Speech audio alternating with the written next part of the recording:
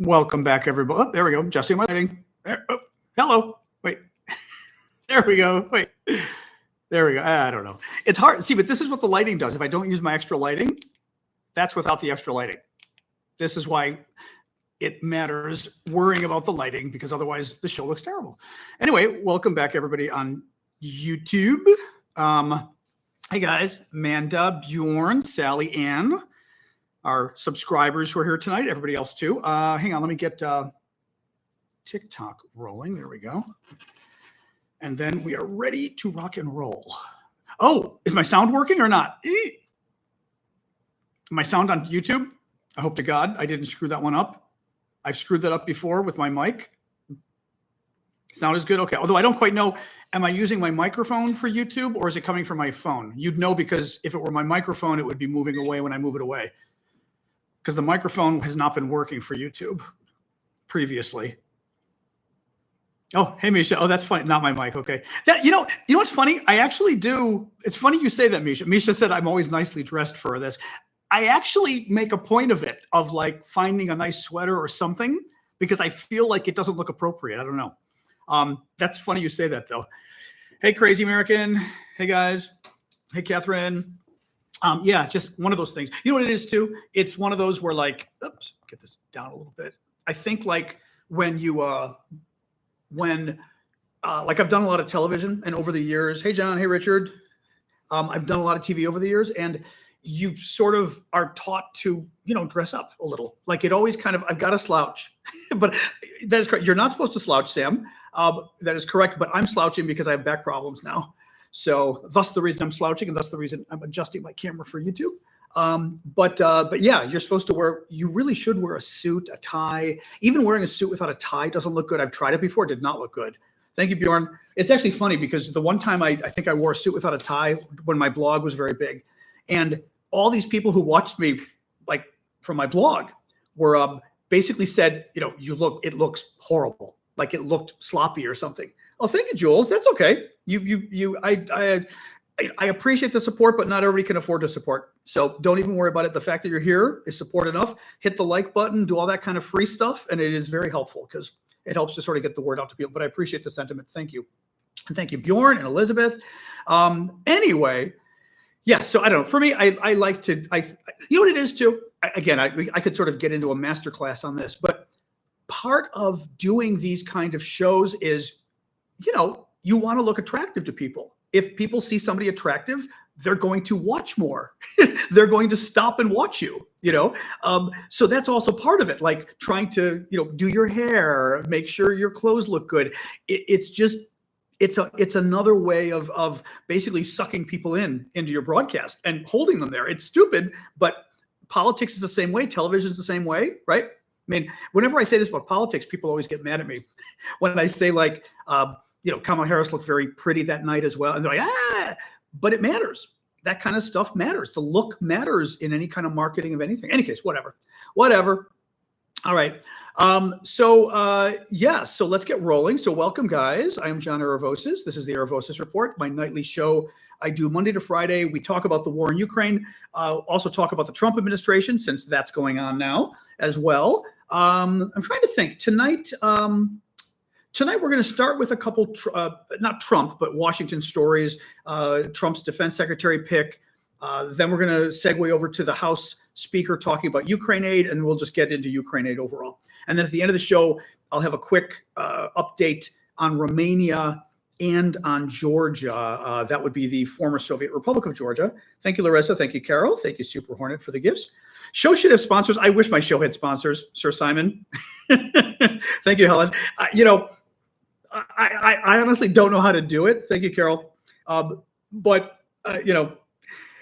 from your lips, I've always said this, that the Republicans are always very good about supporting their own.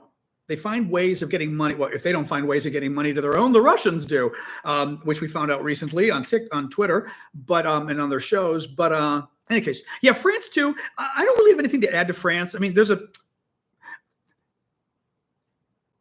basically, in case anybody's new here today, thank you, Jen. We do talk mostly about Ukraine.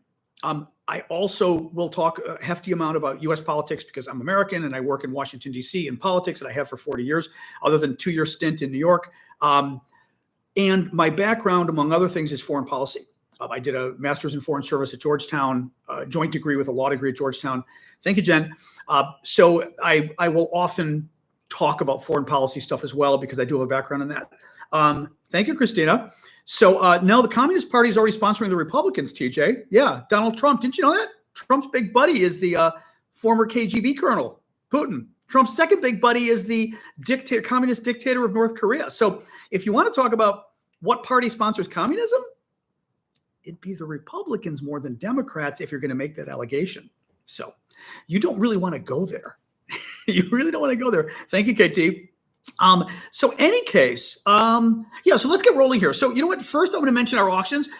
Our auctions ended today, but we've got several auction items that are ending in the next hour. Thank you, user. The next hour or two. Okay. So check it out. We've got basically, I try to auction off a lot of cool stuff from Ukraine that I get. And half the money from the auctions goes to support my work because I do this for free. And this is my job, so to speak. No one pays me other than you guys. The second half of the auction monies go to Ukraine. We send the money back to Ukraine. You can find the auctions over at Discord.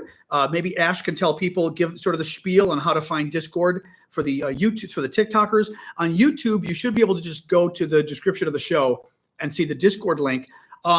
We've got, I think, 5 of the items are still available. The auction will be finished in the next hour or two.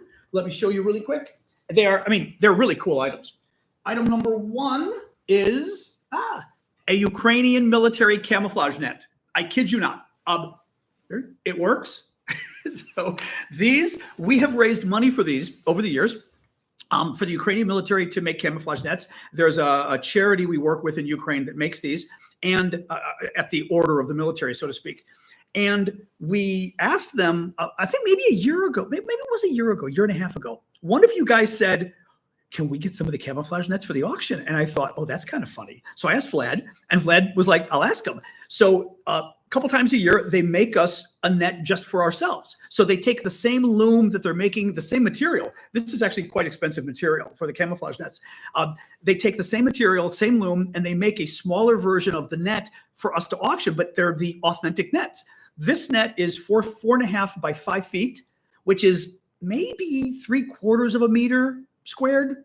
No, 1 meter and 3/4, I should say. Maybe 1.75 meters squared, 1.75. But it's very cool. So as you can see, it's more of the summer variety, kind of just solid green. But anyway, these are very cool. Yeah, there aren't a lot of bids on this one. Max Track, Max, I don't want to take it away from you, but we only have 1 bid so far, but that's okay. But the camouflage net is one of my favorites. Second very cool thing we've got, I'm going to show you the 5, and then we'll go on with the show. Challenger tank. This is a fake Lego made by the Chinese company honoring the Western weapons in Ukraine that are helping destroy the Russians. And this is a Challenger tank, a British Challenger 2 tank. And it's a Lego, but it's devoted to the Ukrainians, the Ukrainian flag, Ukraine, Armed Forces of Ukraine logo. And it's made by the Chinese, which I think is just absolutely hilarious. It's 4.5 by 5 feet, Martin. So it's definitely not 5 meters. No, 4.5 feet by 5 feet. That's more like 1.75 meters. So yes, Chinese double standards, as Ja said. Very funny. Another item we've got, which I think is just fabulous, is a Ukrainian grenade case. No grenades not included. A grenade case from Ukraine. It's Bulgarian made, so you can see the Bulgarian on the cover. It houses 20 grenades. We actually found pictures of it online. It's got hooks on the front. I mean, it's actually a box. Like, it's got hooks on the front, and then you unhook the hooks. Oops. Where's my little, hello. Oops, there we go. Box opens up. Very cool. It's got some of the original paperwork, which is very cool, in Bulgarian probably, that says the date, I guess, that the box was put together. It's very cool. I think, Michael says, awesome case. I'm with you, Michael. This is the kind of stuff and I do not need this, so I don't want this for Christmas. But this is the kind of stuff I'd like for Christmas because it's totally cool. Who else is gonna have a Ukrainian grenade case, right? But as you can see, it's a very cool box. And like I said, it's got the latches on front that are very neat. So this is the second very cool gift item. Third very cool gift item. We got 5 today that are left. An official Wagner military patch from Ukraine. Formerly belonged to a Russian soldier. Now it doesn't. This is a real patch. It is a worn patch. You can see if you look closely, it's been worn, and it is from the Wagner group. This is from the era before they got destroyed. Remember how the Wagner group is the group that tried to overthrow the Russian government. They tried to overthrow Putin, and then they reached a deal, and they Putin promised he wasn't going to kill them. He wasn't going to get retribution or whatever. So then 2 months later, Putin blew Prigozhin out of the sky, the Wagner group leader. So, and now they're a shadow of their former selves. He's got them in Africa. They're now part of the Russian military. They don't really, they were very effective. They were war criminals, but they were very effective. So anyway, this is an official Wagner patch. These go for $150 to $300 on eBay because I checked. They used to be about $100. Now they're about $150 to $300. So these are very cool. So, and this is the only one I'm auctioning off. I've got a number of them framed. I am not planning on auctioning off any more of these, and they're too expensive to get now. So I can't even buy them and sort of auction them to you guys. The final 2 items are I promise you we're going to get moving, but this is good stuff. The final 2 items are we did grenade box, Wagner patch, camo net, fake Lego. The final item is a Russian drone from Ukraine. A first-person video drone or a first-person view drone, FPV drone. It's a kamikaze drone. It is put together from parts. We believe it's, people looked into it, it's Chinese. Very cool. So that's what I'm saying. I mean, Michael, this is what I'm saying, Michael. It's like the coolest stuff. Again, I sort of get stuff for the auctions that I like. But I mean, exactly, it was caught with a net, as Ash just said. The Ukrainian soldiers caught this with like a fishing net. And sent it to Vlad for him to get to us so we could auction it off and to raise money for them and for our work and everything else. So anyway, very cool. Like I said, it's got, I mean, you could sort of look more closely at the parts. It's pretty darn cool. I know the other one was got by Joshua, and he's going to try to make it work. I know some of the folks bidding on this one have the same goal. Keep in mind, this drone did not injure any Ukrainians, so that's good. They caught it before it caused any damage, so there's no bad karma. But I just think this is so freaking cool. Anyway, that is it for the items that we have this week that remain. The other items already sold today, so thank you for everybody who successfully bid. Well, even those who didn't successfully bid. Thank you for everybody who bid. Come with certificate authenticity? No, no. But I will. What I will say. Okay, let me be very precise. This comes from my friend Vlad, Ukrainian, who has ties with the Ukrainian military, who has gotten us a lot of Ukrainian military stuff before. And Vlad says it was his military contacts who got it to him and who said they knocked it out of the sky. For the last 3 years, Vlad has been very trustworthy and his contacts have been very trustworthy. That is what I will tell you. So, to be totally honest about where this comes from and what I know, that's what I know. But they've been very honest. So I believe it to be real, or I would not be putting it out there. So, all right. So let's get rolling, guys. So welcome. We're going to start. I'm going to talk really quick about Trump's defense secretary, and then we'll get talking about Ukraine.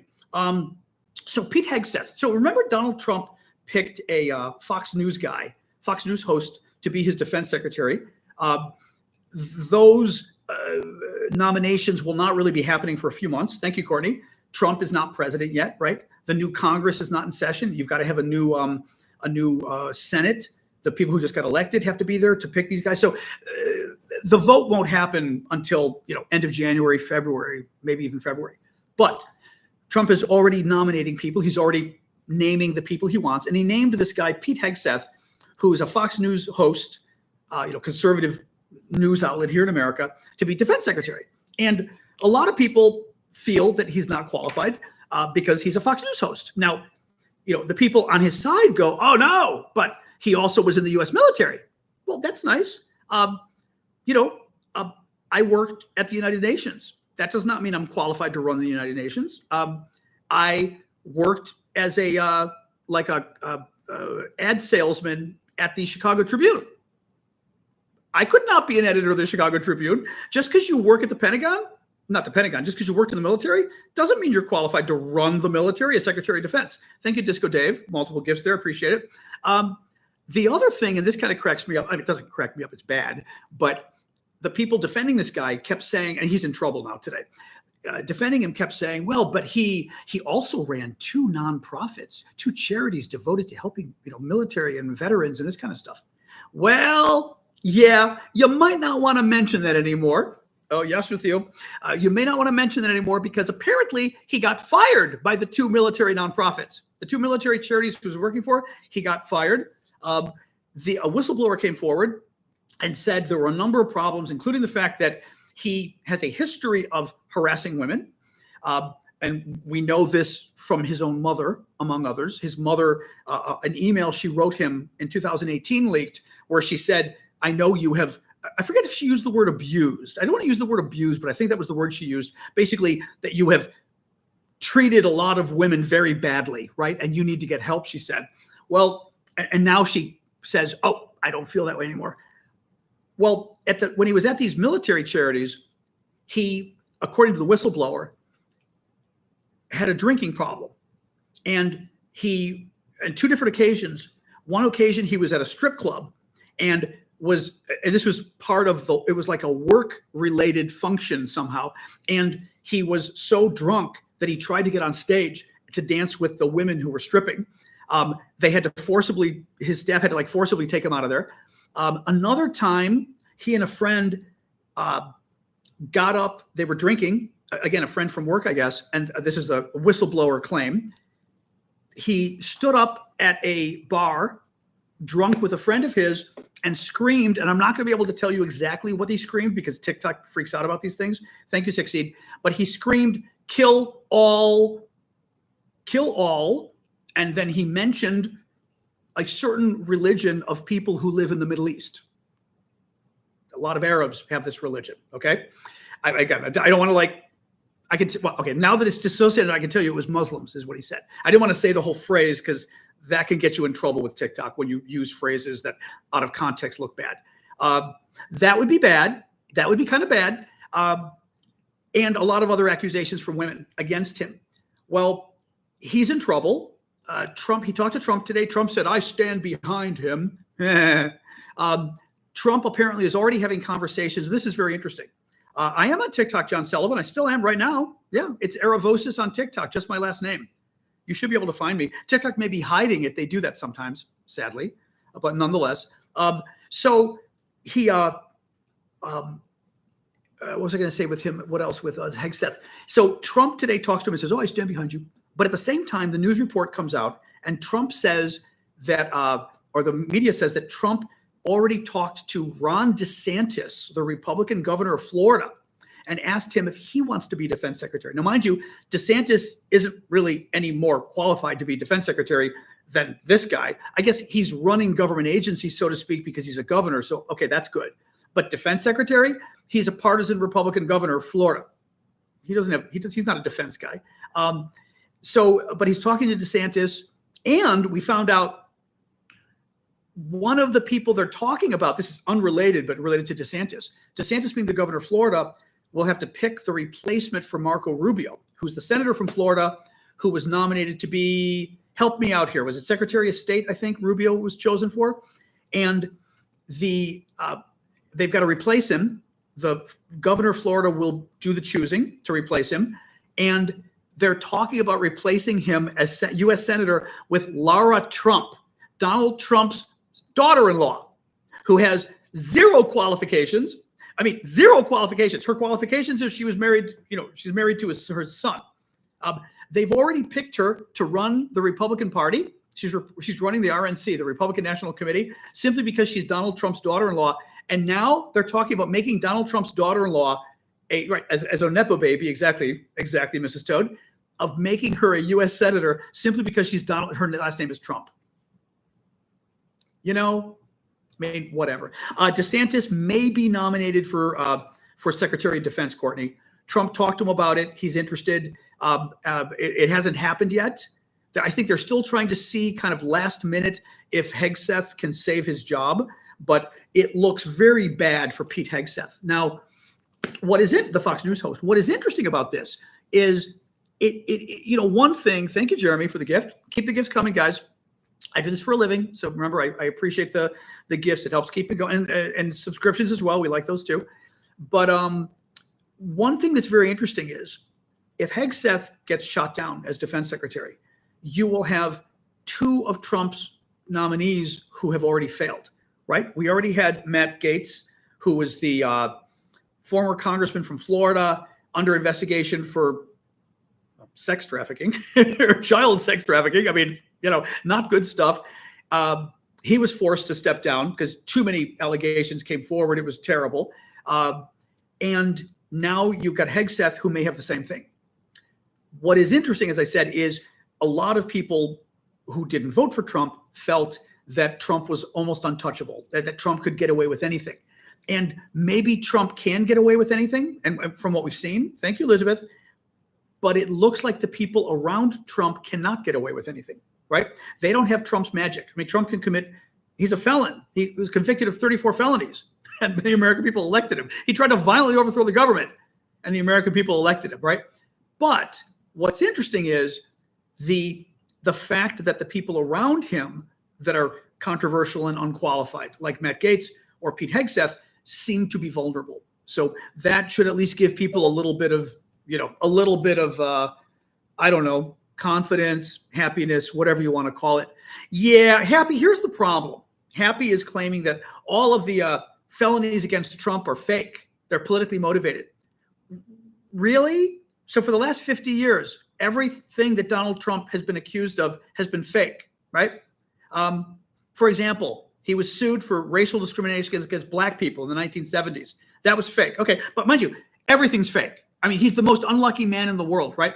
Was it fake that Donald Trump made fun of people with disabilities on camera? Was that fake? Was it fake that Donald Trump defended Vladimir Putin over the U.S.'s own intelligence agencies about the hacking?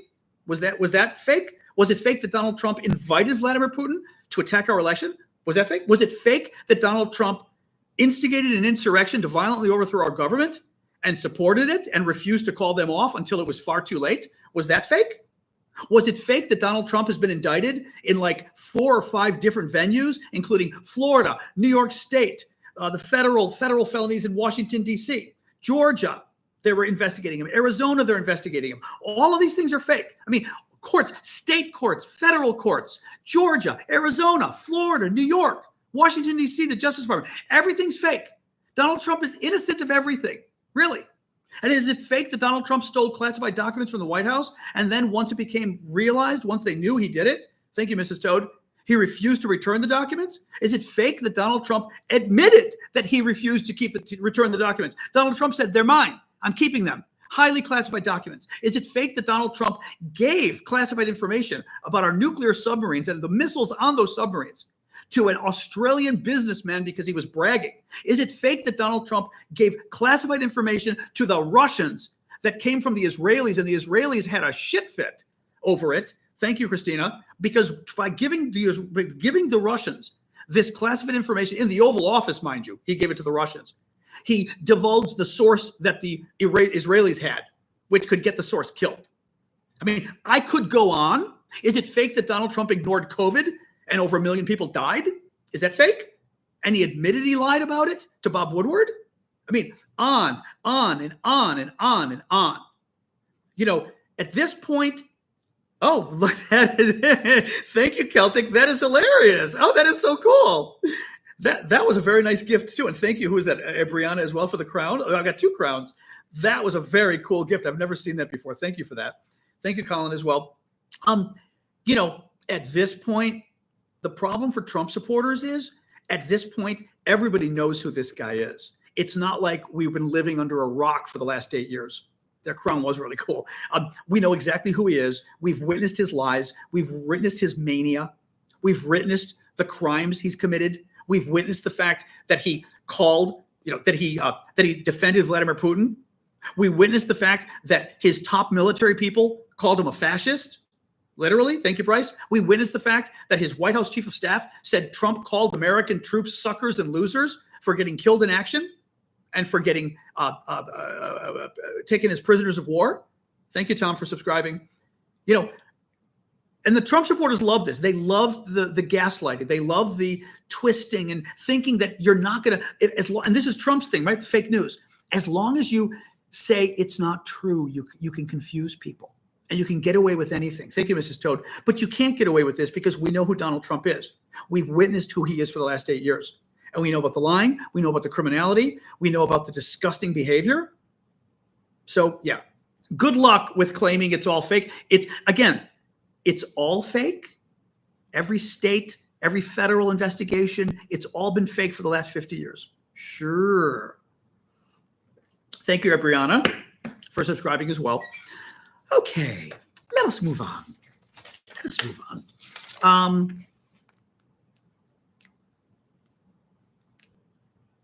Okay, yeah, you're leaving. Bye. Bye-bye.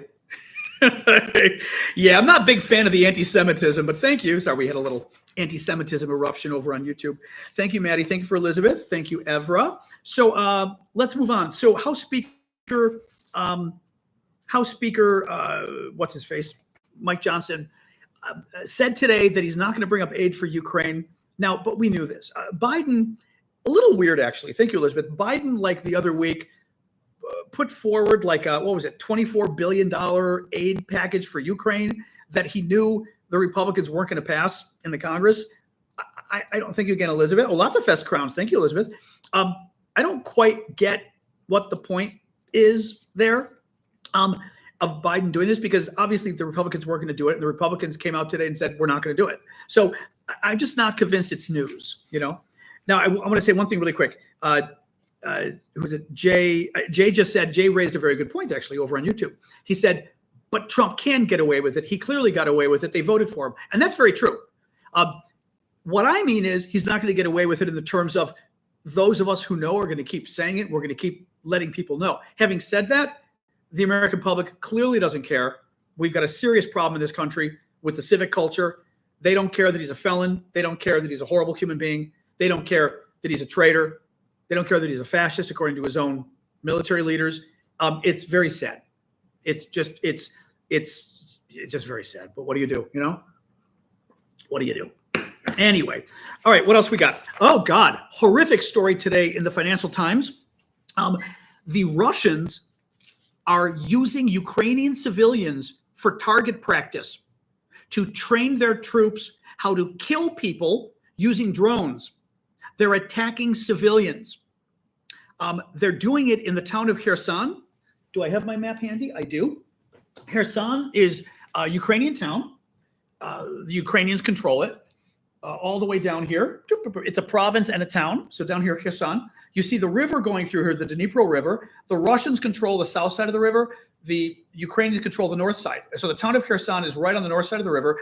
And the Russians are lining up on the south side of the river and attacking the town. It's a city, attacking civilian targets with suicide drones. And not just suicide drones, bomb drones of every kind. Drones that drop anti-personnel mines, drones that can blow up when they attack. It is a war crime, Paula, absolutely. And they're trying to train, they're doing two things, according to the Financial Times. The Russians are trying to train their troops in how to use drones to kill soldiers. So they're practicing killing civilians, people in their cars, people leaving work, people walking down the street. They literally follow them with drones and blow them up, civilians, so they can practice. The second thing is the Russians are trying to get people to flee the town. They're trying to get people to evacuate the town because they actually just started another sort of battle to take the town again. They're using like 300 boats, according to the report today, to try to attack the town of Kherson. So at the same time they're attacking the town, they're trying to force the civilians out of it. I mean, it is, you know, we shouldn't be surprised. This is what Russia does. It is a war crime.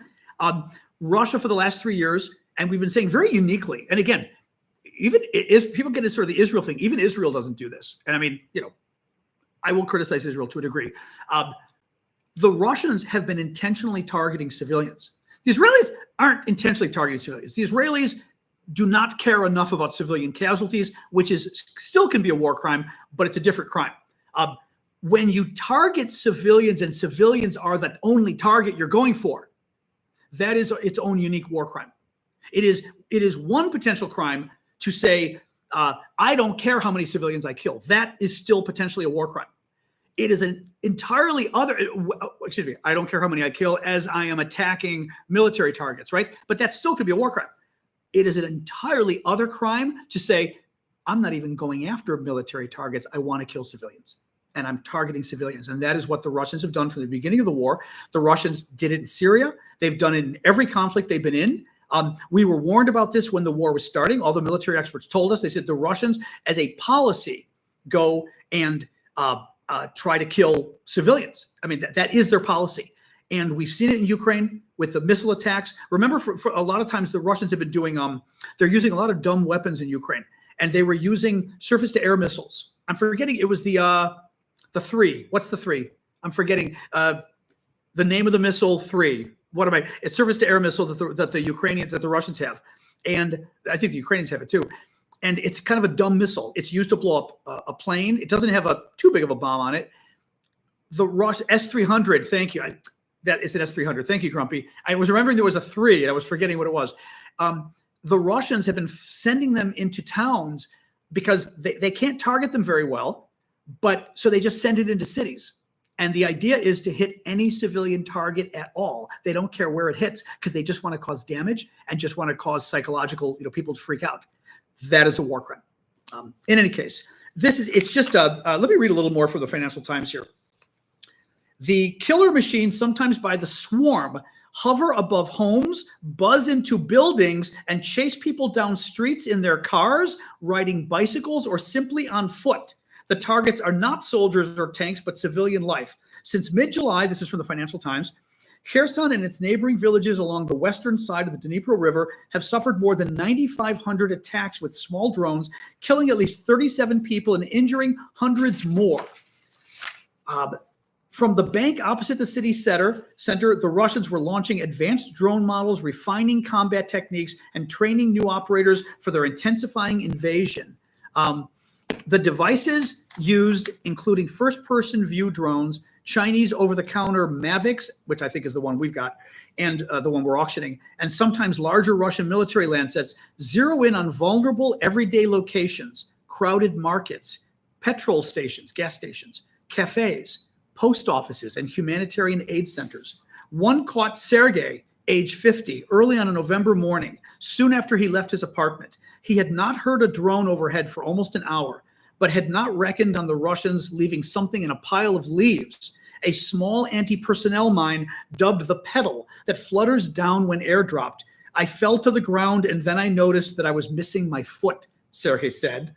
The Russians pack the petals into tubes that are dangled from small quadricopter drones, then scatter them along streets, courtyards, playgrounds, and public squares. I mean, we shouldn't be surprised, but at the same time, it is so inhuman of these people. So freaking inhuman. It boggles my mind. It really, yeah. It's pure evil. Exactly, Elizabeth. It's just, yeah, in any case. There was another report today from the Moscow Times, which is interesting. Moscow Times is a kind of an opposition paper. I'm not sure what to call it. Actually, Misha, what would you call the Moscow Times? Like, because they publish the truth and they're rather critical of the government, which makes me think they either publish secretly in Russia or they're abroad, but they're maybe call them opposition. I don't know because you don't have a lot of opposition papers left in opposition in general in Russia because you tend to go to jail. But nonetheless, the Moscow Times reported today what we all knew, but it was interesting for them to report it.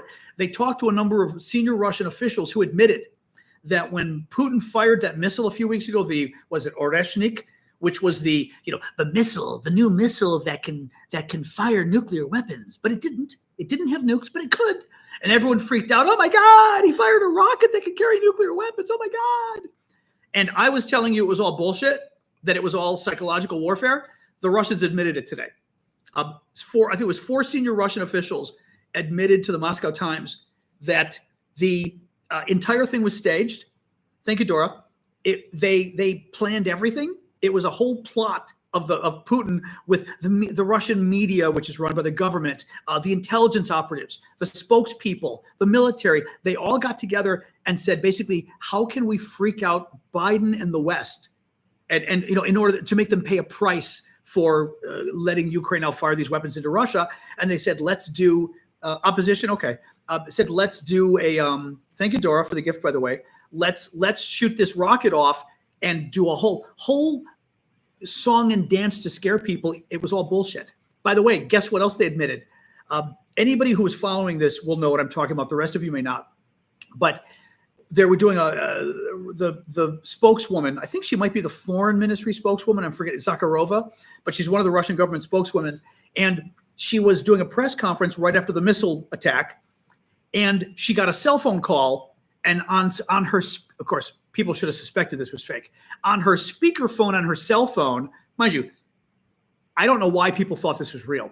She's sitting there at the podium, looking at the audience. Her microphone is here, and she picks up her cell phone and puts it on speaker to take the call in front of her microphone, in front of 100 people, media broadcasting around the world. I mean, give me a break, right? People fell for it. It was fake. There was a Russian official that said, don't talk about the ballistic missile, to make it even more secretive or whatever. It was a fake. They planned for her to do this to make it look like, I don't know, something secret was going on or whatever. This is what again, it's what they do. They are, it is all about psychological, and frankly, it's smart of them. Thank you, Kathy, for the gift. It's smart. They do psychological warfare, and Biden falls for it, as do the Germans, and the French did, maybe not anymore. Very sad. What else we got here? So there was a quick article today. NATO, another NATO meeting going on. I think it's the foreign ministers, and the reportedly the NATO is still not ready to invite Ukraine to join NATO. And the biggest opposition, forget about the fact that Hungary and Slovakia, of course, are bad because they're now Russian puppets. But the two big opponents of Ukraine joining NATO at this point are Germany and the US. Thank you, Timbo. Yeah, Germany and the US.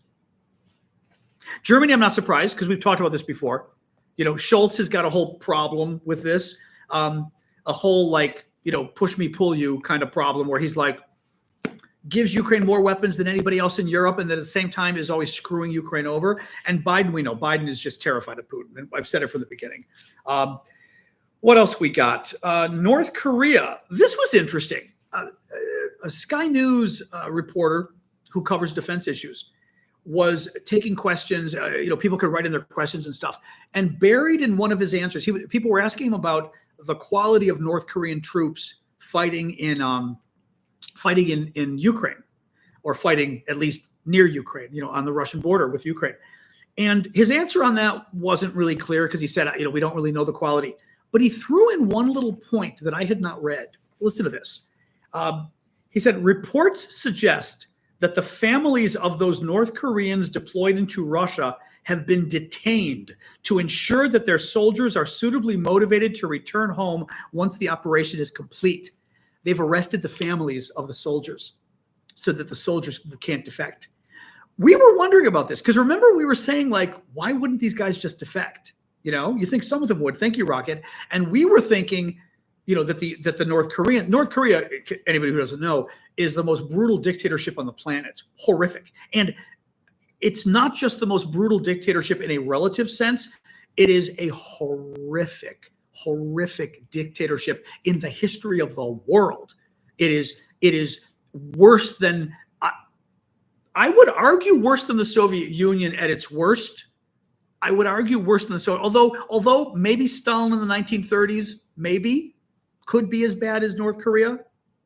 That's questionable, but horrific. Okay. But I did not know that they were preemptively taking families hostage to make sure the soldiers came back. Really sick. Thank you, Rocket Surgery, for the gift there. What else we got? A Russian warship has fired signal ammunition at a German military helicopter.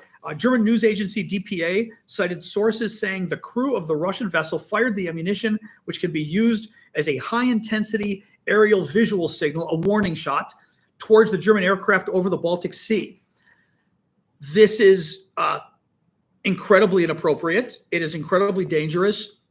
Part of the problem of why this is so dangerous is even though it's a warning shot, the Germans, the German helicopter or whatever, see that they're being shot at and they could shoot back.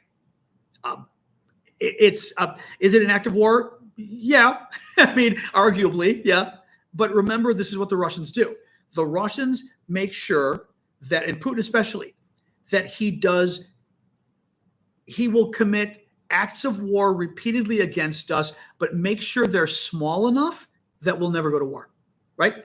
Are we going to really go to war with Russia because they attacked a helicopter using warning shots, right? I mean, they've tried to harm U.S. soldiers and they've attacked military bases, but again, it's just a small enough attack that are we going to go to open war with them? I mean, no. It's boiled. Joseph is saying it's boiled frog tactics. It's boiled frog, but it's not just boiled frog. Boiled frog, it's two things. Boiled frog is the idea of, and it's not really true, but this theory that if you put a frog if you want to cook a frog and you put it in a pot of boiling water, it'll jump out, supposedly. My suspicion is if you throw it in a pot of boiling water, it's going to die. But nonetheless, that's the theory. But if you put a frog in a pot of cold water and turn the heat on slowly, and it slowly heats up, the frog won't know and it'll eventually die. Whether that's true or not, that's the theory. In this case, I think it's a little different.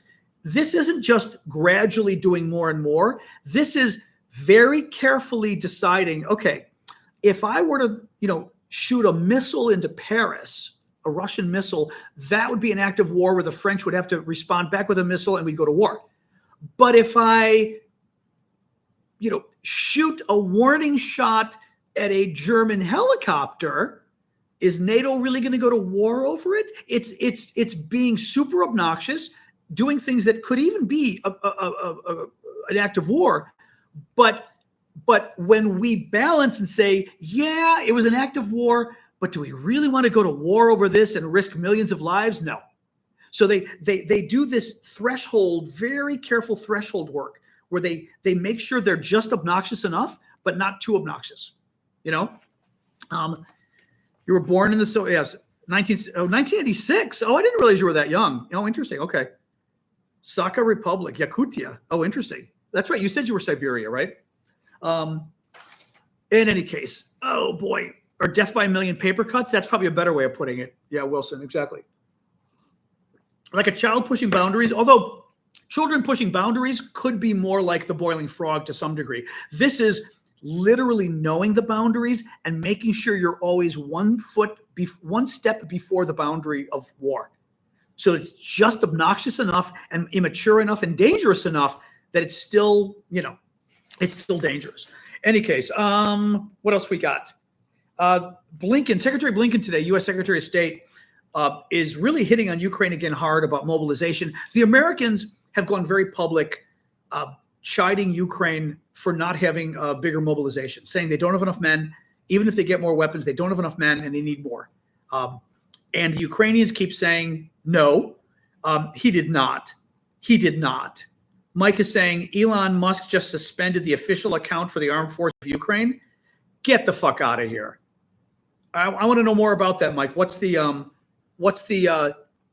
let me open Twitter and see. I will go to my my Twitter Ukraine section here. I've got a lot of, oh my God, Elon, go away with the out of date thing. This damn thing pops up twice a day. Your app is out of date.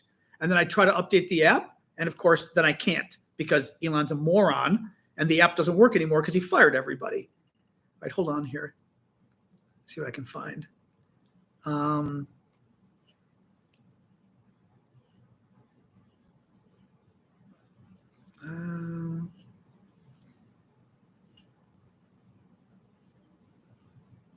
right, I'm not seeing anything here, but I'm going to trust you. Where are you seeing this? Just out of curiosity. Started looking here about this. The report that that Elon Musk banned the account of the armed forces of Ukraine, which is absolutely outrageous. He's a real problem. That boy. Yeah, I'm not seeing this. I'm going to trust you on this, guys, but I'm not seeing it. And I would have thought, oh, here we go. Wait. I'm seeing some person allege this, which means nothing. And the random person is, no, that's bullshit. That's bullshit. No, that's bullshit. I mean, first of all, he's showing maybe it's true, but what I don't like about this is the report I'm seeing, the person took a picture of the account. If you take a picture of your account, usually you're lying. Thank you, Courtney. Let me see. Inside _the_UFA. Let me try to find this. So let's try this. Inside _ the UFA.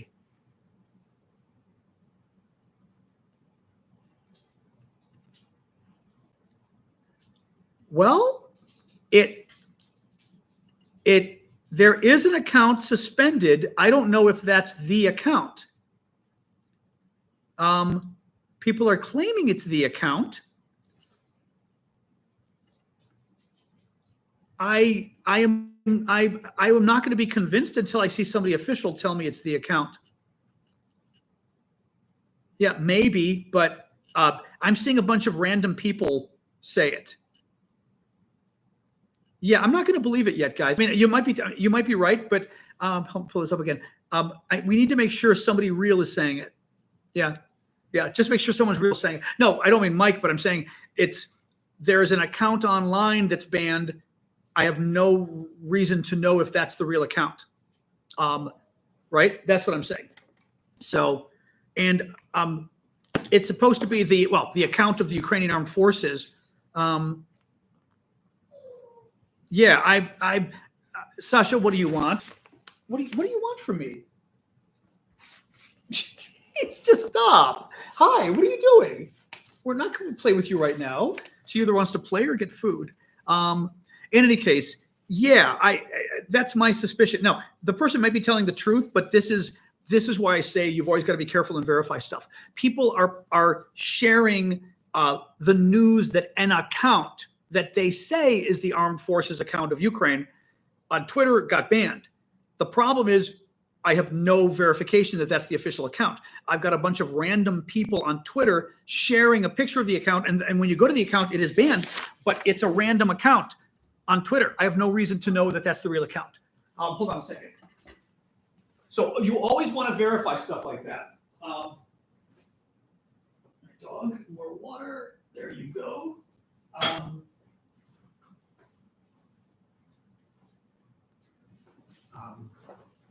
But yeah, you always want to verify stuff like that because I've seen Vlad. Actually, that's true. It's a little late for Vlad, but I can try. That's a good point. Hold on.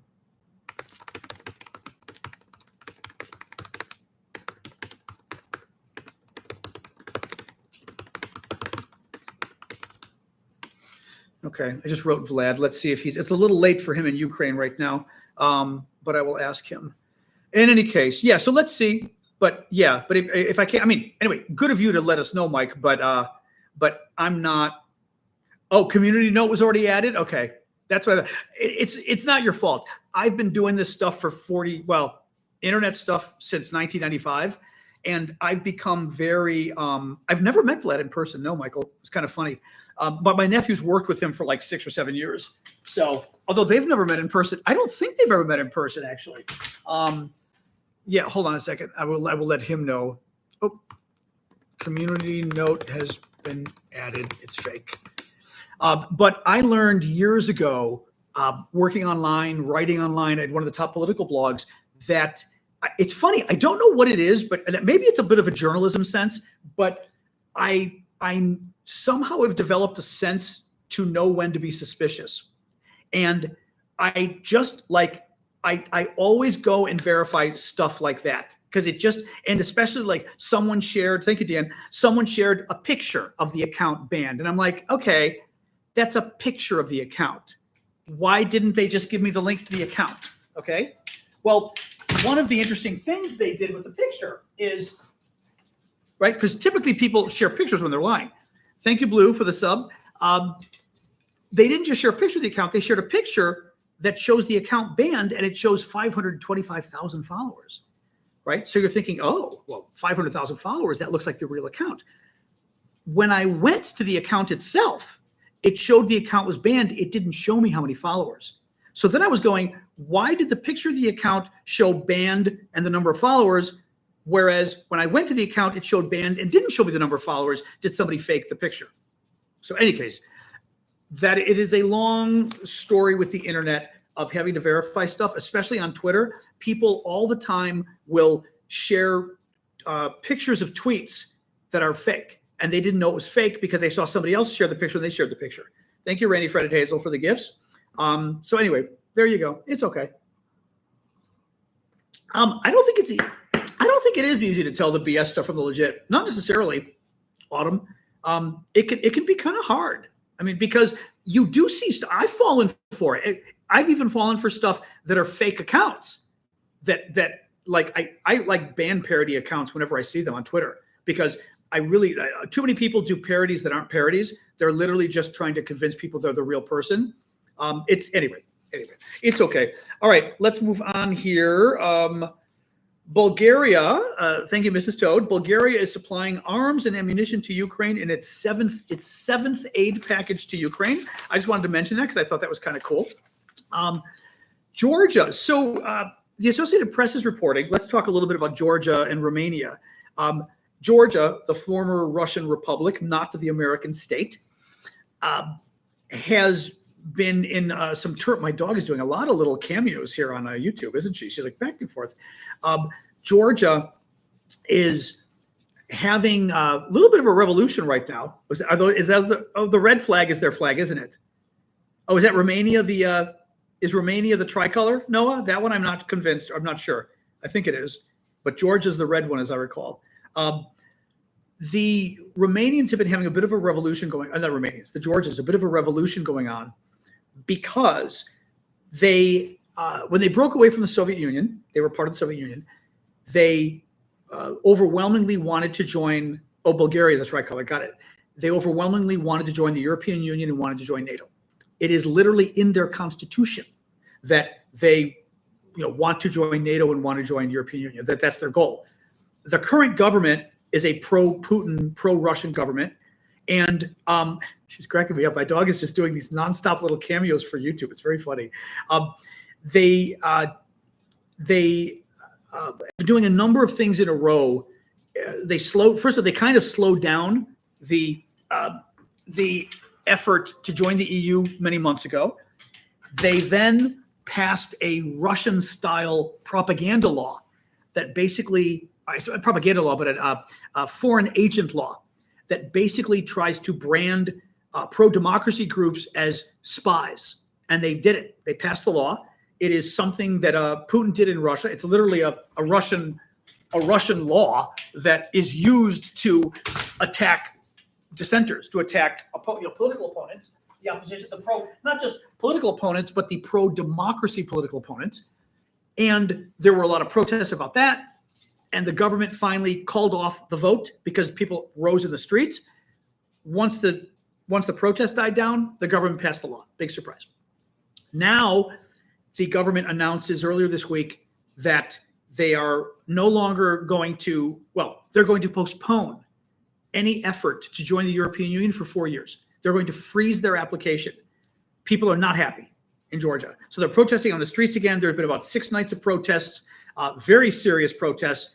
The regime today made arrests of some of their political opponents. They read you a little bit from Georgia. Georgian police on Wednesday raided the offices of an opposition party and arrested its leader in an apparent attempt to squelch a wave of mass protests triggered by the governing party's decision to suspend negotiations on joining the European Union. That's a well-written sentence. On Wednesday, the Coalition for Change opposition party said that police raided its offices and detained its leader, Nika Gvaramia. It shared a video showing several officers dragging It's funny in Gvaramia. Is that, I got it, Misha, is that like a Russian thing? Do you guys ever use g and v together? Well, in English we don't do that. Gvaram, it's GV. I'm like, it's hard to say that in English. Gvaram, I can't even say Gvaramia. They video of them dragging her into a car.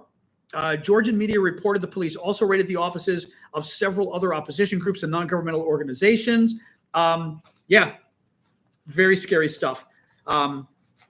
Anyways, Romania. So Romania has been in the news because they've got a runoff election happening probably very soon. Is it this weekend, perhaps? Possibly this weekend. It's I believe it was 2 weeks after the main election. Georgia recently had presidential elections, and this far-right Putin party, pro-Putin party, had 5% support in the polls.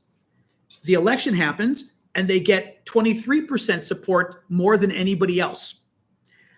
There was a massive TikTok effort by the Russians to build support for this guy in the last couple of days, and the European Union members and the Romania itself accused TikTok and the Russians of basically helping the Russians, overthrow the Romanian government, in essence. There's going to be a runoff election with the pro-Putin guy and the number two, I think it was a woman, the number two person in the next week or so, I think. It's pretty soon.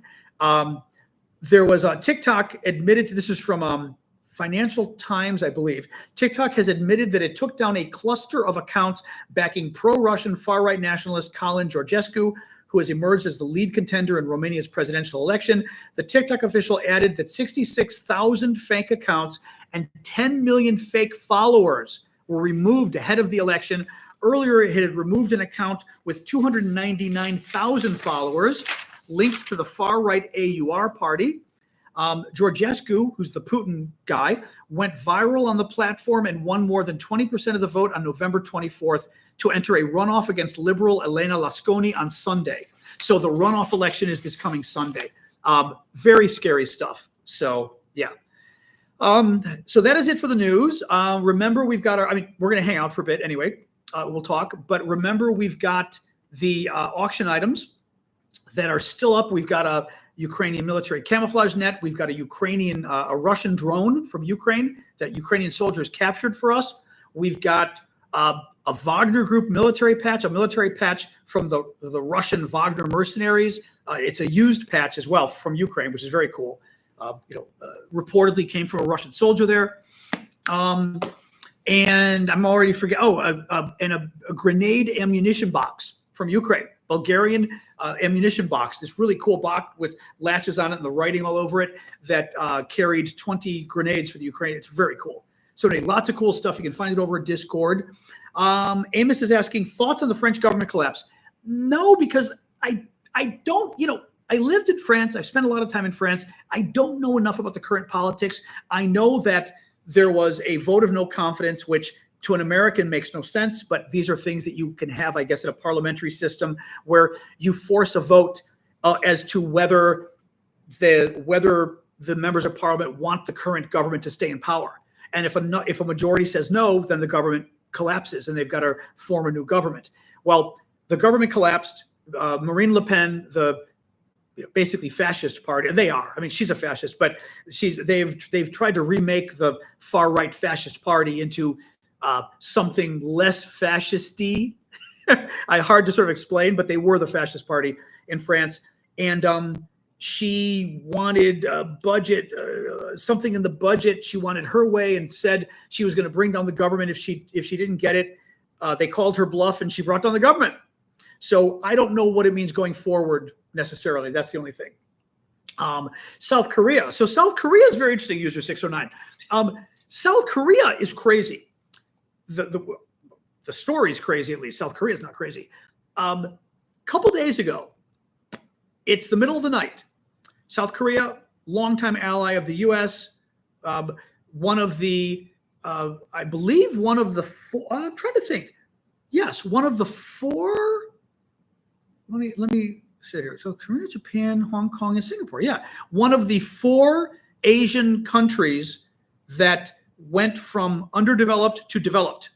I mean, like, amazing success story. I think it was South Korea, Japan, Hong Kong, not a country, but still. I think Hong Kong and Singapore. No, Taiwan. Forget Hong Kong. Taiwan and Singapore were the four. And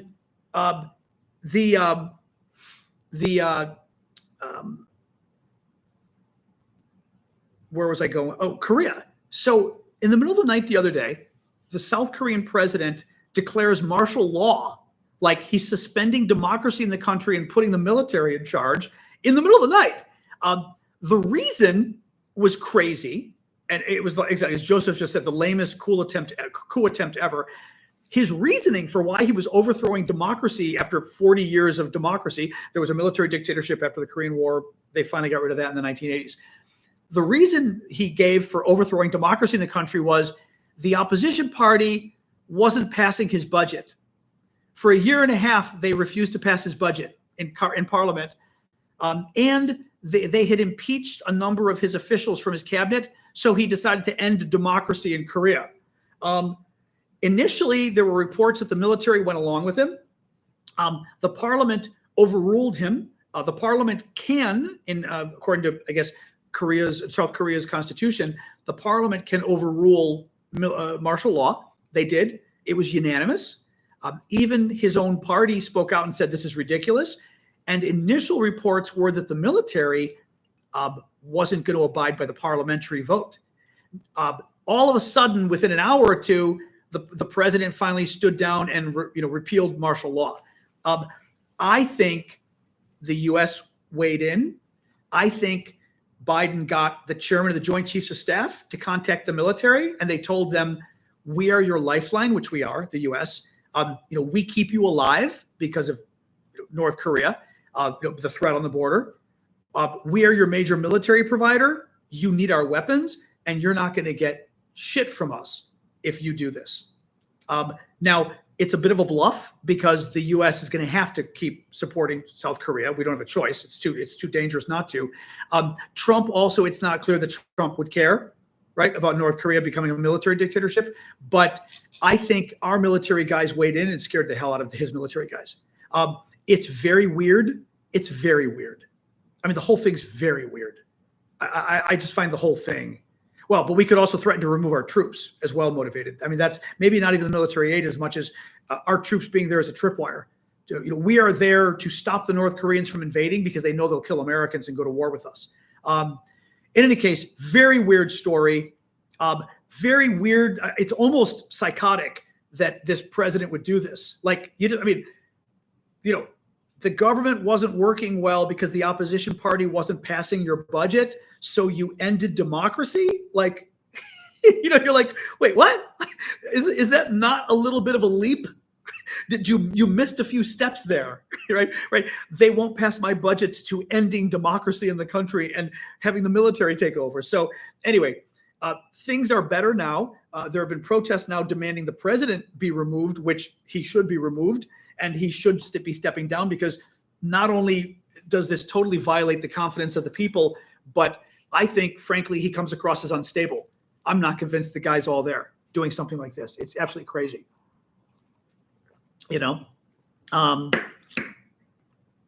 That's interesting. Michael says within 30 minutes, this was a press report. Are you saying, or are you just postulating that? Tell me that first, and then I'll repeat it. But was that from a press report?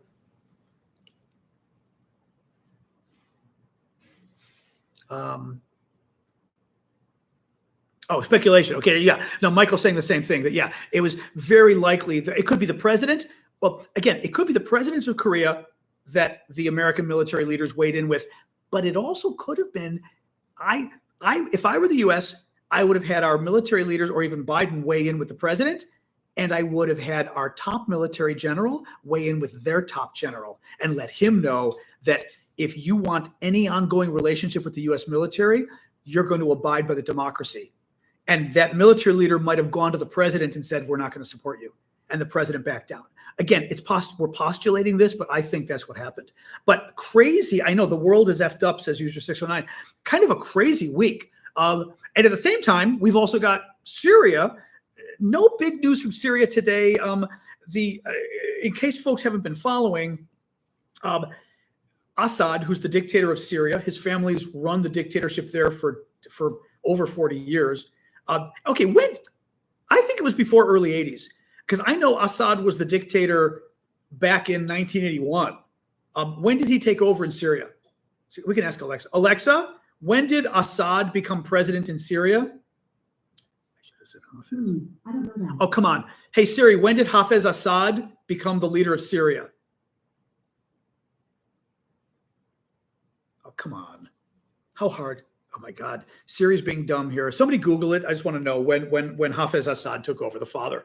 But a good 40 years, 1971. Thank you, Wilson. So 50 years. Because I was going to say, when I was a freshman in college in 1981, I had a Syrian friend, and Assad was already president at that point. So the current guy was in the 2000s, his son, correct. Both horrible dictators, murdered their people, gas attacks on their own people, horrific, sarin gas, horrific attacks, horrible dictator.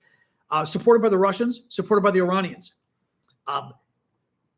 Coalition of opposition groups, very bad people, mostly, have been fighting against him and started doing really well about a week ago. They've now taken the second largest city, Aleppo, in Syria, and there is a real danger of Assad losing the government. Losing the country.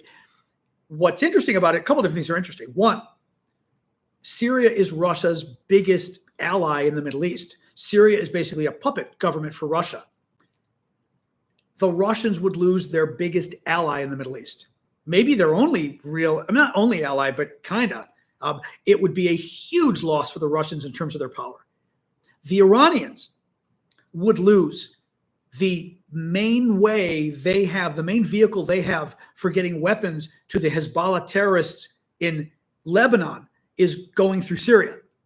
They would lose that avenue because they're on opposite sides with the rebels that are fighting.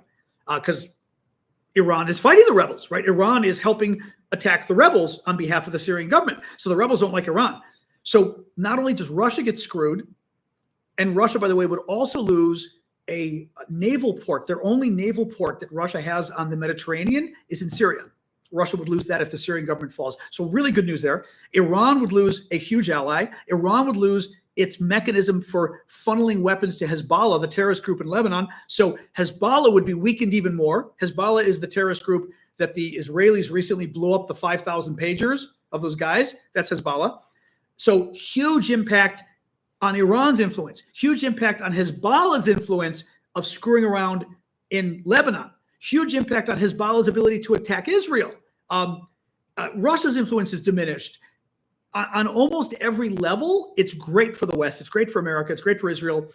The one tricky side, and it is a tricky side, is, but Syria was thinking of the sun. I knew they would think that, Chris. The sun took over in 2000, Assad. The tricky part is the opposition groups. There's a lot of news today, Gio. There's been a lot of news the last week. The trick is, or the bad thing is, that, thank you, Jay Shea, for the gift, the opposition in Syria is, like, the main opposition group are terrorists. They're an officially designated terrorist group by the U.S. They are an offshoot of Al-Qaeda. They're not good men. So it's a very weird.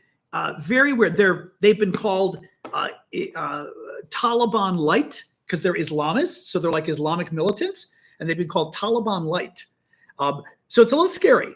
We may be going from a horrific dictatorship, which is true, to a nasty Islamic religious state, which is not good either. Nonetheless, the U.S. seems to be pretty thrilled. In any case, I'm not sure if it's short-sighted, but it's hard to. I've told you guys before, when people would ask about Putin and say, why don't we try to overthrow him? And I've told you guys, one of the things they taught us in graduate school at Georgetown was that if you are going to try to overthrow a government, you better know what's coming next, because worse could come next. Dictators very often, dictators can be replaced by worse dictators. Dictators often hold countries together. That's what Blue Ariel just said. Vacuums of power are bad. Dictators often hold countries together. Saddam Hussein, there was concern when we got rid of Saddam Hussein in Iraq that Iraq was going to split into three countries, that a portion was going to go to Iran, a portion might go to the Kurds, and then the South might be Sunnis or whatever, a different sort of religious group. It didn't happen, but there was real concern of that. The Soviet Union, the Soviet government dissolved. and the Soviet Union fell apart. That was very dangerous because you had nuclear weapons involved too. So it sounds kind of funny to say. It's kind of cool actually going to school and studying whether one should overthrow governments. But one of the things they taught us was just that you've got to be very careful overthrowing a government because you better know what's coming next, or it could be worse. Iran, right? The Shah. The Shah was not a democratic government, and what came next was horrific, right? 50 years of Islamic, or 44 years of Islamic militants, and terrorist supporters, really, in Iran. So, in any case, anyway, yes. Yep, Mike, I reported on the Russian warship firing at the German helicopter earlier. I did report on that. Misha, you were deployed to Aleppo, Syria in 2016. Wow. That's freaky. Wow. Anyway, I know it's like the scene in I was seeing Noah saying the United States probably thinks it can keep the rebels in check. It reminds me of that scene in Cabaret when the whole crowd is singing that song that, the Nazi song, although it was a song written for the show, but very good. Tomorrow Belongs to Me. And the one German turns to the other and says, the Englishman turns to the German and says, do you still think you can control them?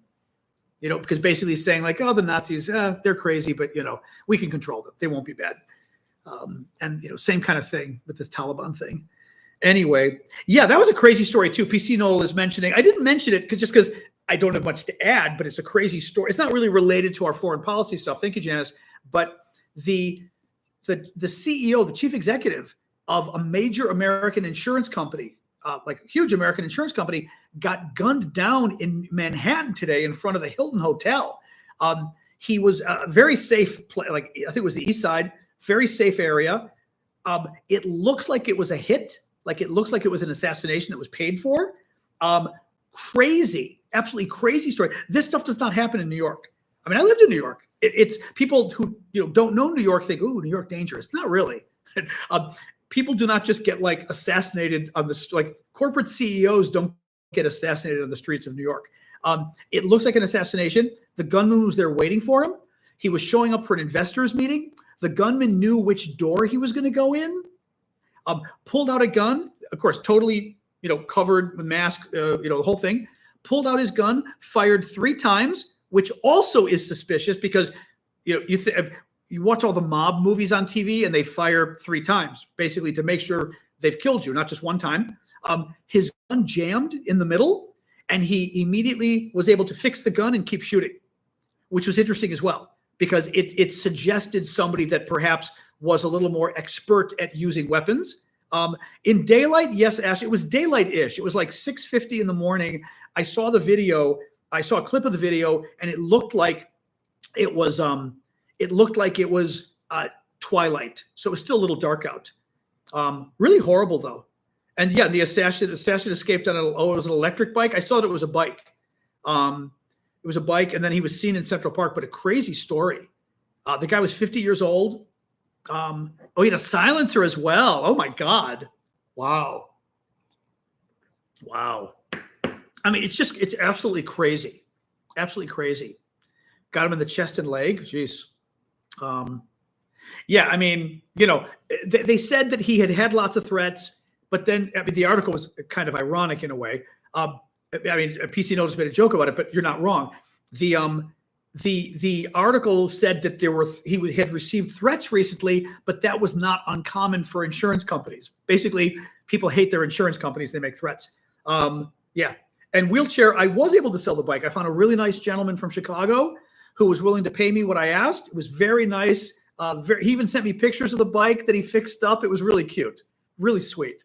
So it was and paid me what I asked, which was very nice too. I sold my Schwinn bike that I had from the early 1970s that was at my mom's house that I finally decided after 50 years, it was time to get rid of my bike that I had hanging. And somebody was willing to pay what I was asking, which was a fair price because I asked the bike experts. Thank you, Mr. Autumn, for subscribing. In any case,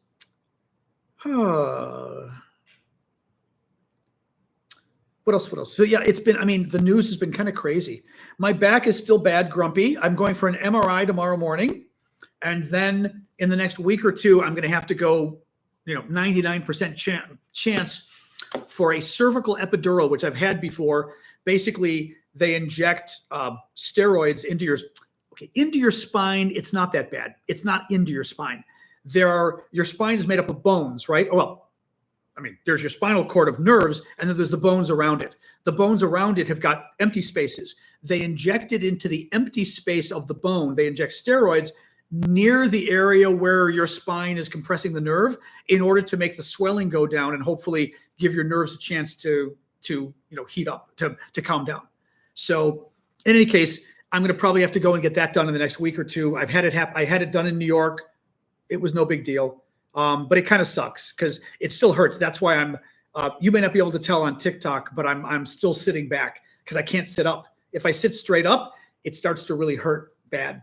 So if I had to choose between the USA and the rest of the world, who would you choose? I guess it depends what you mean. I mean, if it meant like the survival of my people, I would support my country first because I'm an American in that sense, So I'm not sure what you mean. You know what I mean?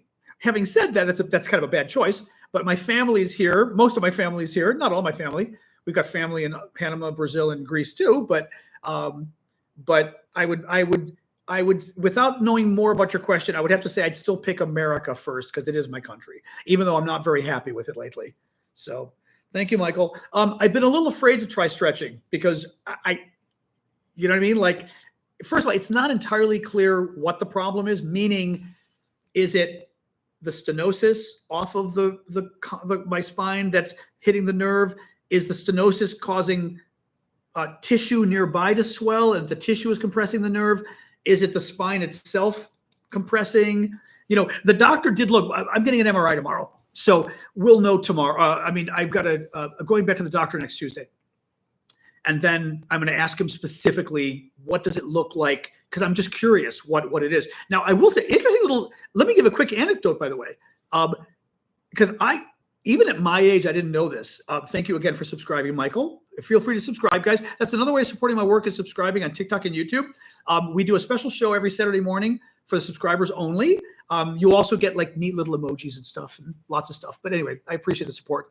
But no, so I go to a doctor in Georgetown. Nice doctor, whatever. And he says, yeah, you need an MRI, and then you're going to need this procedure.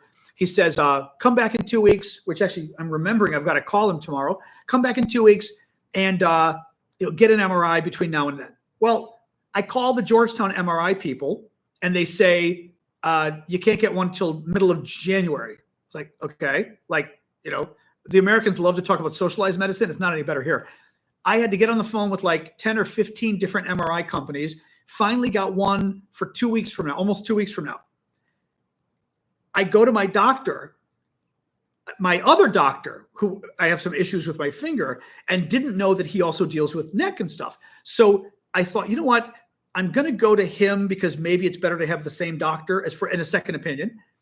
I go to him and I said, well, I was able to get the MRI, 11 days from now, a week from Saturday, because it's the only time I could get it. And he goes, no, that's too far. And I said, I've called he goes, we can get you a list. I said, no, I've already got the list. I called everybody. I said, literally everybody. That was the best. And he goes, oh no, we can do better than that. He goes, have so-and-so at the front desk call for us. And then he goes, and I mentioned, my insurance. I said, my insurance resets. Americans and insurance, anybody from abroad, you know how crazy it is here. My insurance resets in January, and then I've got a deductible, which means I pay out of pocket for several months. It's crazy. And a procedure like this, I guarantee you, is going to be several $1,000s. It will be. And I'd have to pay cash pretty much for the first couple of months of the year. So I mentioned that to him. I said, if I could get the procedure before January, it would help. He goes, I'm going to get it. I'm going to get it for you next week. I was like, really? Because you can't get stuff done in December in America.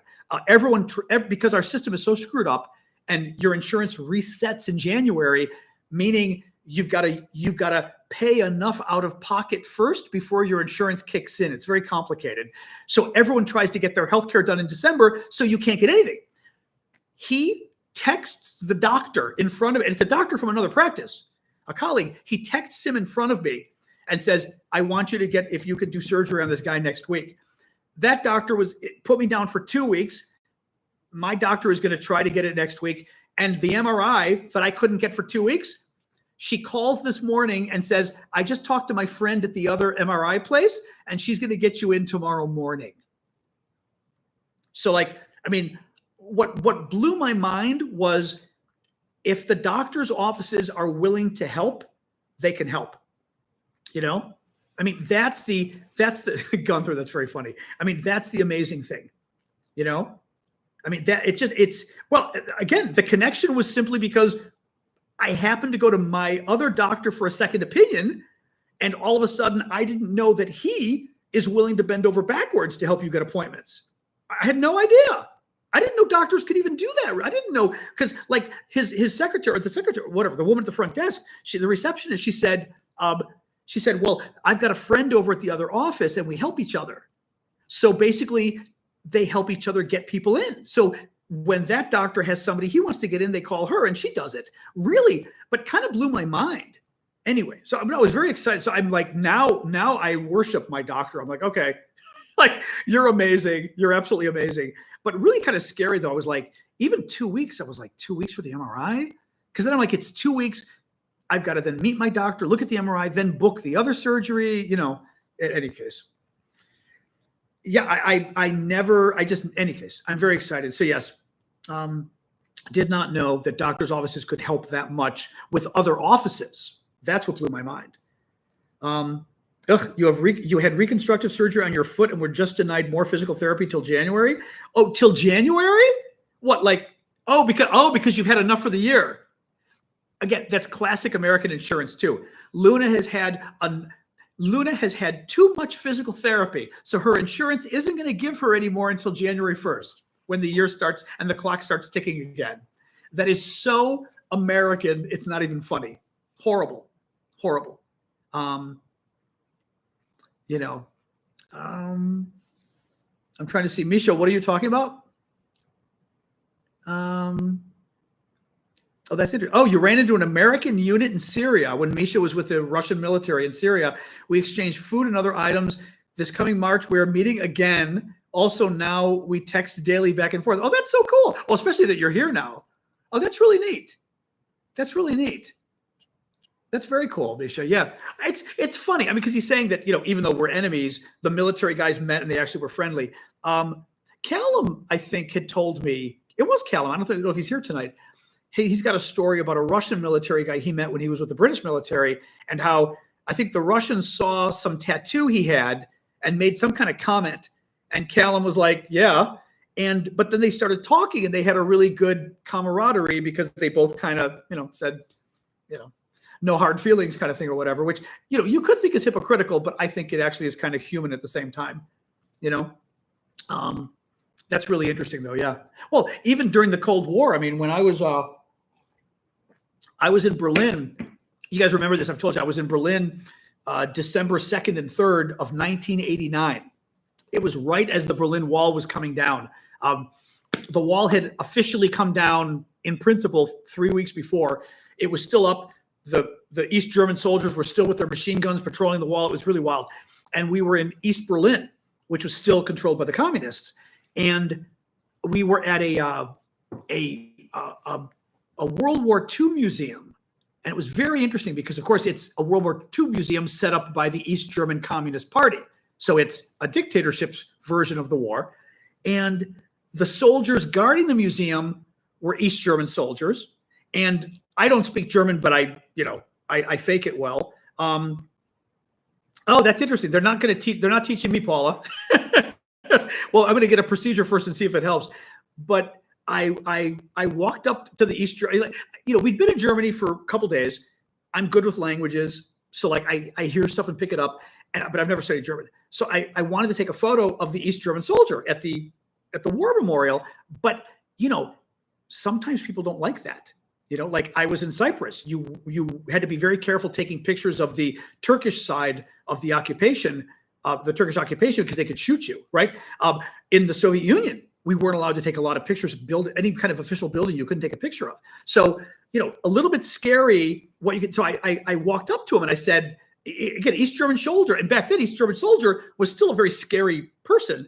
And I said like, what did I say? Ich kann machen ein Foto, which I know isn't correct, but it was correct enough. And he said, yeah. I was like, okay. So I got my picture with the East German soldier. And then we're walking through the museum and I'm downstairs. We were with a number of US senators because I was working for a United States senator at the time. And I'm in the basement of the museum. And this reminds me of Misha's story. I'm in the basement of the museum wearing my American business suit, looking very American, representing my United States senator. And I'm in the basement of the World War II Museum in communist East Berlin. And there are like 2 or 3 Russian soldiers there, Soviet soldiers, checking out the museum as well. They see me, I see them. They immediately, they know you're Western because just the way you're dressed, they knew you're Westerners because, you just didn't get the clothing in the East, right? I don't remember how we started talking. I think maybe, and again, I studied a year of Russian, but my Russian's like this. Maybe I even said to them, privyet or something like, hello. And they started talking to me. The problem was we couldn't communicate. They were dying to talk to me, which was really, Soviet soldiers dying to talk to me. But it was too hard to communicate because they were, I would say, in America, we'd say blue collar, meaning working class, clearly did not speak other languages, therefore could not think in other languages. My dad would do this, actually. My dad spoke Greek and English, but I noticed like when friends would come over, he couldn't dumb his English down to communicate. And these guys were using Russian with me that was way over my head. They couldn't speak like simple Russian. And because they didn't know, well, actually, Gunther said maybe a redneck accent. It might have been a redneck accent too, but they also were just using words that were over my head and they didn't know how to speak stupid, basically. And one of the things you learn with foreign languages, if you're good at them, is kind of how to dumb things down a little. So I can also do it in English with a foreigner. I'm much more careful of the words I use. I will also use Latin words more, meaning Latin root words, because they tend to be common in French and Spanish, especially in Italian. You get a lot of words with a Latin base. So you might, like even the word incorporated would potentially be more understandable than included. Included might be. Incorporated is a fancier word. They might actually know it more. In any case, but it was interesting because meeting these Soviet soldiers, they were dying to talk to me as an American. Really interesting. So right, you sort of put that stuff, behind you a little bit, which was nice. It's a little scary too. And then I've got a much longer story about meeting a Soviet soldier in 1984 on an Aeroflot internal flight going from Moscow to Leningrad. And this Soviet soldier was in the, basically I was 19, he was 19, blonde, like typical blonde Russian Soviet, right? And this is Soviet Union. And we're flying from Moscow to St. Petersburg, which at the time was called Leningrad. And he and I, it's a 6 seats. So 3 seats and 3 seats, right? Like a typical airplane. He and I are in the aisle seats. And I'm with all my friends and stuff. And we're like, oh, and we're just kind of going, you're 19 years old and you are sitting basically next to a Soviet soldier for 2 hours. It was, incredible, right? The opportunity here. So I decide I'm going to offer him some gum. And I think we even said, again, we tried to talk. He said, oh, hi, hello, or something. And he was kind of like, hi, and kind of looked away. His bosses that outranked him were sitting in back of the plane. So they were like 6 or 9 rows back. He was sitting by himself with just, Soviet citizens, but was clearly scared about talking to us because he kind of was like, hi, and kind of looked away. And I tried a few times to talk. And again, we were across the aisle from him. I tried a few times to talk and he was not having anything to do with it. Well, I then thought, because the Soviets especially, they loved American and Western stuff. And one of the things we were told to bring was blue jeans, which I did. One of the things was Marlboro cigarettes, but I had the Marlboros in my bag. I didn't have them with me. I don't smoke, but I brought them to trade. And I brought chewing gum. They said, bring chewing gum. Because gum was, I don't know, maybe the Soviet gum was bad. Thank you, Elizabeth. But chewing gum was a big thing in the 1980s in the Soviet Union. Well, I was living in France, my study abroad, and my chewing gum wasn't just chewing gum, but it was a chewing gum from France called Hollywood. So the thing across it said Hollywood, which I thought was fabulous, right? So it's Hollywood chewing gum, just to make it as American as it could be, even though it's French. I offered across the aisle to him. He looked at it and kind of went like this and turned away. So he even was like, no, and turned away. Was clearly going to get into trouble. So we let him be. The flight ends. We almost die. That was a whole other thing. The flight started landing in the middle of the flight. We didn't know why. We started getting really close to the ground. We were all freaking out. Classic Aeroflot, the Russian national airline. Nobody told us anything. And then we just started taking off again and everything was fine. And we were all like, what the hell was that? We land.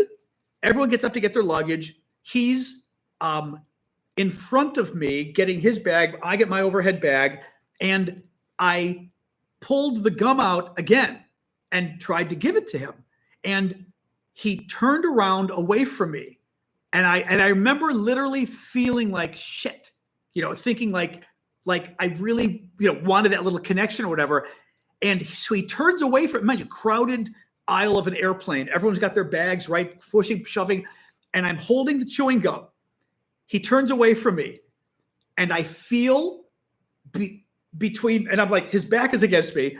I feel a hand come and take the gum. He put his hand behind his back and reached my hand and took the gum and put the gum in his pocket.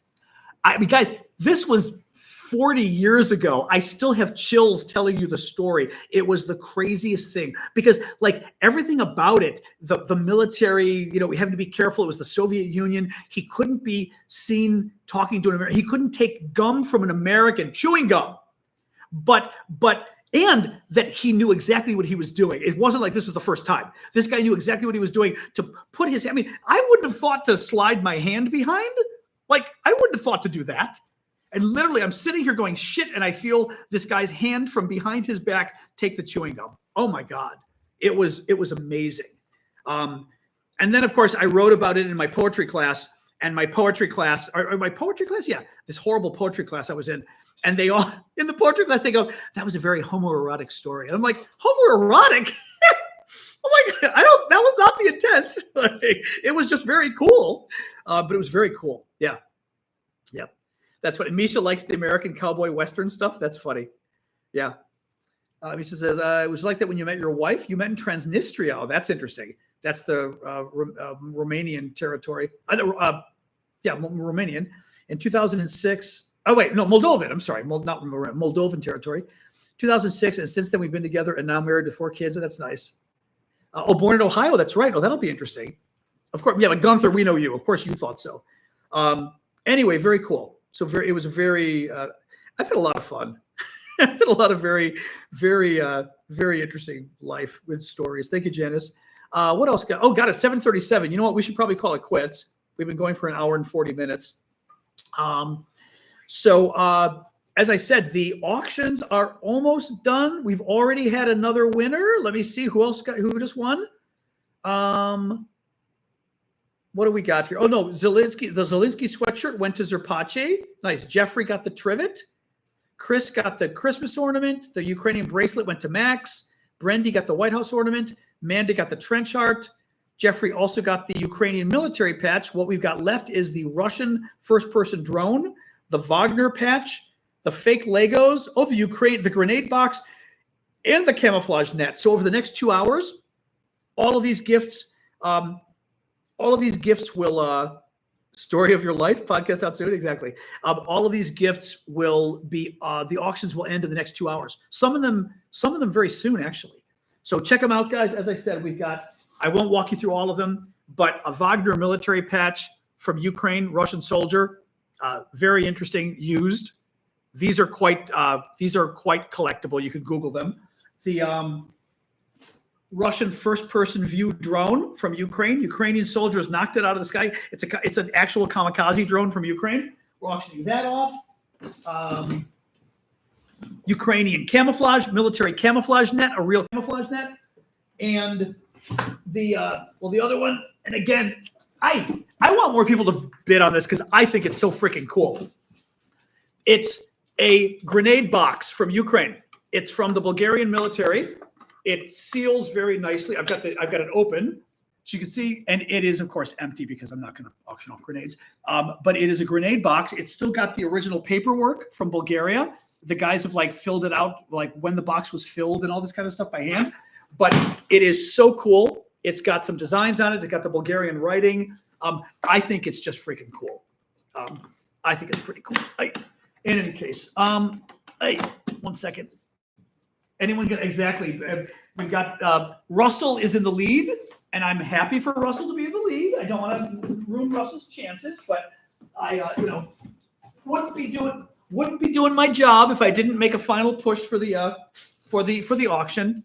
But the patch. The thing is, the patch is interesting. I know I got to be careful with my back. I'm like pushing my back around. Those patches, like I was telling you, those patches go on eBay for like $150 to $300. They used to go for around $100 or so, and I'm talking actual finished auctions. I only learned this recently on eBay, actually. Thank you, Kronos.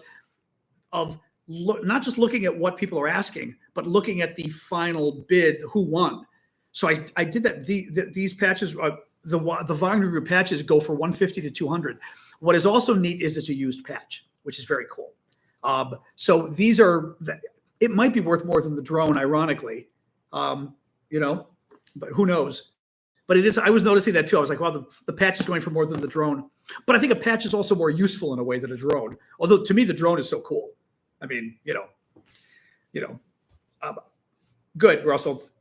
I'm glad you will. Thank you. No, because I think the patches are the patch thing. You've got to be a little careful. Callum was mentioning in Britain it may not be allowed because they're considered a terrorist group. So if you're British, you might want to avoid that.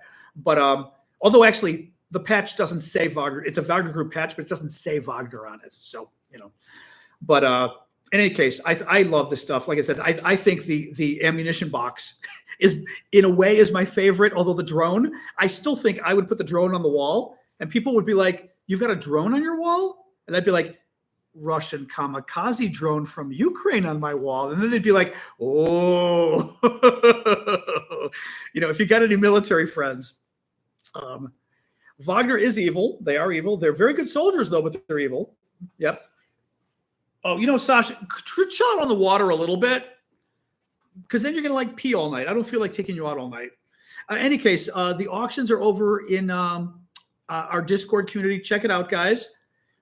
It's a box of grenades. I don't quite remember what a claymore is, Trilytic, but it's grenades. We actually have the I don't have the photo handy to show. Yes, I do. Hold on. We actually, I think Mustard or somebody else went or did Vlad go and get the picture? I think Vlad went and got the picture. Oh, hang on. I've got here, I'm going to do like this roundabout. I'm going to use the iPad to grab a photo and then, where's the camera? Hello, camera. There you are. Here, I will show you the photo. So, all right. So this is the box online containing the grenades and the starters next to it. That's a picture of the actual. I mean, not the same box, but the same box, so to speak. So that's what it looks like. It carries 20 grenades. It's literally the same markings. It's literally the box. Oh, this side front. It doesn't actually say that, does it? Does it really? Claymor's another fragmentation weapon. Okay, yeah, no, it's actual grenades. But there's 10 of them in there. Or 20, I should say, not 20. 20 pieces, layer of 10, and then beneath it a layer of 10. And the box on the other side are the starters, which I was asking Mustard and Callum about. So anyway, but I think the box is really cool. It's about 10 pounds. Anyway, have a good night, Misha. It's about 10 pounds. So for foreigners, it might be a little expensive to ship. For Americans, it shouldn't be too bad. I just have to get I should have a good box for it. I'll find one. It's Christmas time, so there's tons of boxes in the building, throwaway area. So anyway, some ice cubes. That's funny. She never was a big ice cube dog. I'd have to try again and see. Anyway. All right, guys. So yeah, we've been going for an hour and 45 minutes. I think I'm going to call it quits. Thank you, Jay Shea. Thank you, Russell. This side towards enemy. Yeah, exactly. But anyway, so yes, a lot of good auction items. And I decided last week's auction items, I was about to pack up. And then I thought, you know what? We're close enough to this week. Because some people may have bought both weeks. So I'm going to wait until tomorrow to pack everything up. I already did pack away. Joshua's drone is already packed up, actually. Which actually it fit quite. I had to do the first drone. I had to do my own packaging, but it worked. It's pretty good packaging. It feels secure, so hopefully it'll arrive in one good piece. So, but then for the rest of it, I thought, you know what? I'm going to wait for this auction to finish in case, like I said, we combine some of the stuff from multiple people. So, anyway, all right, guys. Well, thank you for joining us. Thank you for the gifts and for hanging out and everything else. And I will be back tomorrow night. We do the show every Monday to Friday, 6 o'clock Eastern. And we'll continue with more talk about the war in Ukraine, about U.S. politics, some of the cool foreign policy stuff, or scary foreign policy stuff that's been going on, and everything else. Sjastlivo. Oh boy, that's hard to say. Sjastlivo? What does that mean, Noah? Scha. I don't remember that as a thing in Russian. Scha? Just curious what it means. Happily? Oh, happily. Sjastlivo. That's funny. It's funny other languages when they put consonants together that we don't do. You know what I mean? It's a funny thing to do. Anyway. All right. Thank you, guys. I will see you all tomorrow, hopefully. All right. Have a good night. I will deal with Miss. Oh, good. She's away from the water again now. That's good, at least. That's good. That's good. And I'm going to have a little bit more of my Scottish tablet. Callum insisted that I get to know a Scottish dessert called tablet. And it's kind of like fudge or like white fudge, but they get pissed when you say that. It's apparently a dessert in many parts of the world. The South Africans call it Russian fudge, I believe. It is, so like all the South Africans online were like, oh my God, we know what this is. I believe it's arequipe, maybe in Colombia. There's like it's kind of like a dulce de leche dessert, but you cook it enough that it turns into a fudge kind of consistency. Oh my God! And I actually made a chocolate version that surprisingly wasn't as good. Like the pure version, it's sweetened condensed milk, sugar, whole milk, and I think that's it. Butter, and a stick of butter. That's it. But the thing is, you've got to boil it slowly for 45 minutes to an hour until it thickens. Oh, there's Callum. It was, oh my God, it was so, no, I got it in the freezer so I can like keep it. I have a couple pieces every night. But like I said, the chocolate was very good, but it's not like a custard. It's like a grainy fudge. That's what I would call it, a grainy fudge. It's not custard, no. Not the one I made, at least, and not the way it's described, at least. No, it's thick. It's well, let me grab a piece and I will show you. Why not? Although I don't know that my cooking is the exemplary Scottish tablet, but nonetheless, let's see here. There we go. Oh, all right. Oh, shoot. Okay, put it back in the fridge. I'm trying to keep it in the fridge to keep it, keeping it in the refrigerator to keep it fresh, but also if it's in the freezer, freezer because I won't use it much. So this is what it looks like to give you a sense. This is what I'm saying. It's almost fudge, but it's a little harder than fudge, and it's a little grainy. You see, it almost looks like, honestly, it looks like really good Parmesan Reggiano. It actually, and the consistency isn't that off necessarily. Manjar blanco, as opposed to arequipe. Okay, I'm not really sure. I was sort of seeing what people online were saying. Cajeta. Well, that's what I mean. A lot of countries make this apparently because people. I got the recipe off a TikTok video, and is this what it's supposed to look like, Callum? That's good. This woman's TikTok video, people were weighing in from all the different countries. Like I said, South Africans called it Russian fudge. And a lot of the Latinos had a lot of different words for it. I'm going to It's really, but you can see the consistency. It's very good. It's almost it's crumbly. It's a little gritty. It also melts in your mouth. But it dissolves in your mouth because and it tastes like caramel. Like caramel, basically. Oh my God. It's so good. Okay, Sasha, 1 second. God, it's good. I'm surprised too, because I'm such a chocolate fiend that I was a little worried that it would be boring. Like I was like, it sounds kind of boring, like it's like white chocolate or whatever, right? It is Scottish tablet, Tablet. You can Google it. It's very good. It's simple to make, but it's candy. So you have to end up boiling it slowly, simmering it for 45 minutes to an hour. And you've got to stir it the whole time. So it's not fun. It's not fun. But it still is you make something similar in Mexico, that's funny. Yeah, see, that's what's interesting is all the Latinos especially were talking about it, but the South Africans also make a version, which, like I said, they call Russian fudge, which is very funny. Nobody knows why. The Scots have it. Costa Rica too. No, what do you call it in Costa Rica? Or what do you call it in Mexico, everybody? I'm just curious. What do people who recognize this, what do you call it around the world? Cajeta. Okay. That's what somebody else said. It's very rich. Okay, so Central America calls it cajeta. Wow. It is. It's just it is quite, I'm very surprised, like I said, because I'm a chocolate guy. And this kind of wows me.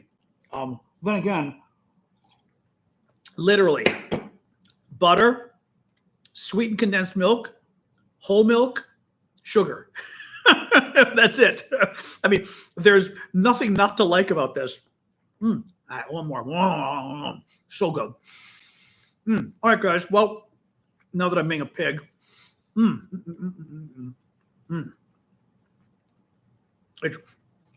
People said that, Janice.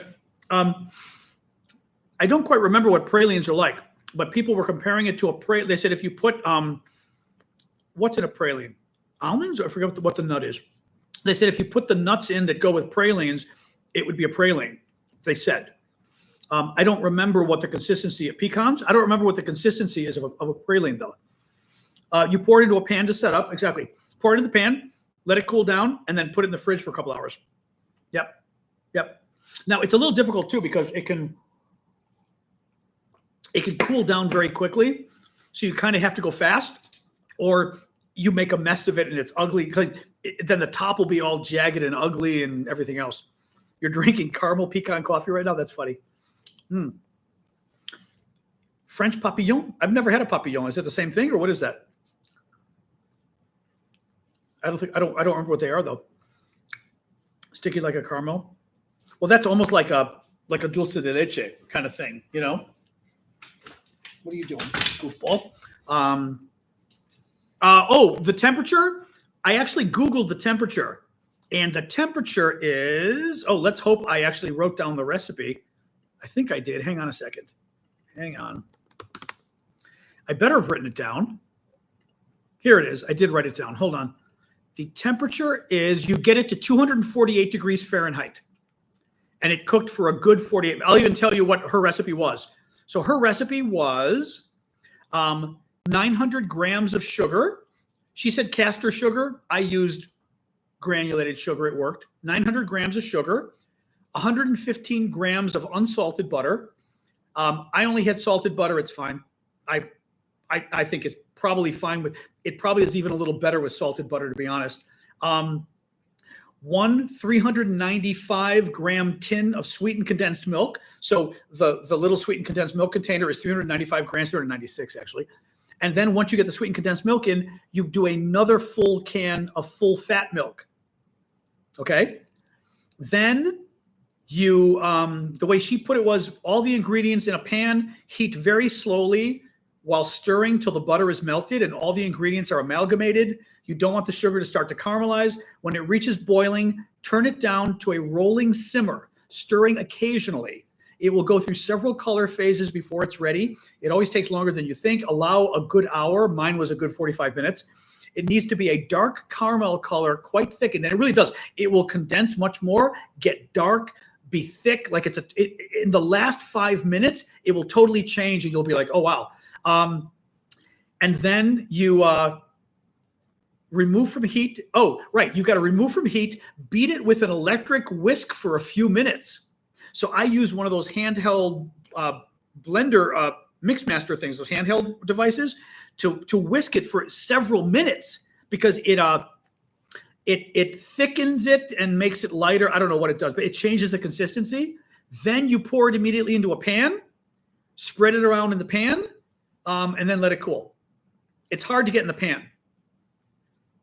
It's very good. It beats in air, but how does that change it? Does it make it lighter or something? Or like, why would you want to beat air? And that's the thing I don't understand. It's very good, very easy, but it was 248 degrees Fahrenheit is what I had Googled online. I think that's 120 C. I think you'll have to convert it, but 248 Fahrenheit, once you get to that, it's ready. But it's candy. It's candy, so you really do want to pay attention to the temperature. It fluffs it up, yeah. You want to pay attention to the temperatures. The butter is, I'll tell you one last time here. The last time is 900 grams of sugar, 115 grams of unsalted butter, but honestly, I use salted and it's fine. I would probably say salted butter is fine either way. 115 grams of butter, a 395 gram tin of sweetened condensed milk, and then you use the same tin, can. This is a British recipe. A can of sweetened condensed milk, and then you add a can of full fat milk as well. So you get the sweetened condensed milk, you take the same can, fill it with a milk, whole milk, put that into. And then you get it to boiling, and then simmer it for 45 minutes or an hour until it keep stirring until it gets to 248 degrees. Then beat it for several minutes with, I used a handheld blender thing. You beat it for several minutes to incorporate air, and then pour it in a pan. I guess you can, I think I buttered the pan. I don't know if you need to. It's really good. Like I said, I was surprised at how good it was. Callum described it, and I was thinking, is it really sweet? Like, it's just going to be, it is sweet, but it's delicious. Something about it, I think because you've caramelized it, that it makes it an incredibly more rich science and chemistry. It probably is very science and chemistry. Also because the way it transforms candy making. It is 120 C. That's what I thought, Russell. Yeah, 248. It's called tablet, Tablet, Scottish tablet in English. As we were saying earlier, a lot of countries around the world make it and have their own version. It's just really good. Yeah. So it's worth a try, because it's not I don't think it's like brittle, because it's not brittle. It is more like a thick, grainy fudge. A thick, grainy fudge, I would say, is the consistency. Like a good Parmigiano Reggiano. And it looks like it too. It's almost that kind of consistency, a little wetter maybe, but not by much. Swiss milk tablet is another name you see. Callum would say do the British one, of course. You know. But anyway. Oh, chocolate and fruit wrapped candy wrapped in gold and colored paper. Oh, I don't know that. Okay. Huh. Chocolate and fruit wrapped candy. I don't know that at all, Gunther. Interesting. Any case, so yes, it's worth a try. Like I said, I didn't think I was suspicious as to whether it would just be like drinking pure sugar. You do not add baking soda to make it foam. That is that's that other candy. What do they call that? Honeycombs or something? I mean, you could try. Callum would have a heart attack, but you probably could. Etsy's selling it. Oh, that's funny. Yeah, sponge candy. Yeah, yep. But no, like I said, I'm very. It's actually kind of decadent. I'm very surprised. I really thought it, because I like sweets, but I don't like sweet. You know what I mean? Like, I like chocolate. I want gooey. I don't want something that's just sugar. Something that's too sugary, I find kind of gross sometimes. It is very sugary, but it's delicious. I'm a little surprised. Again, it's very sugary, but it's very it's surprisingly decadent, actually. So you'll do. Well, I've got a neighbor who likes the sugar. So whenever I make anything that's too sugary, I'm like, Ray, I've got sugar for you. So anyway. So yeah, go check it out. It's excellent. Excellent. I've never made taffy, actually. Good question, George. Never tried it. I mean, I don't mind taffy. I mean, again, my mom was from Greece. She liked sugar desserts. She liked candy desserts. So she would like taffy and jujubes and what do you call those jelly beans, right? They're good when I try them, but I like chocolate. I want the substance and the cake and chocolate and fresh cookies. It's a different, I don't know what the difference is, but I find it almost very European. I say European because the Greeks are certainly big on that. This idea of sweets being candy and not really chocolate. You know what I mean? So yeah, it's a different kind of, I don't mind. I loved taffy as a kid, and we got it out east, maybe at I forgot, maybe we were at whatchamacallit in New Jersey, the amusement park, remember, on the water there. But we've gotten homemade saltwater taffy. It was delicious. It was delicious. I'm just not sure right now how I would feel about saltwater taffy now. I don't know. Toffee I like. You know, English toffee is very good. By the way, we call something English toffee.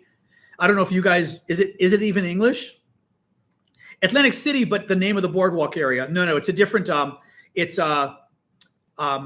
forgetting the name of the boardwalk. We talked about it the other day. It came up a couple weeks ago for some reason. We were talking about it.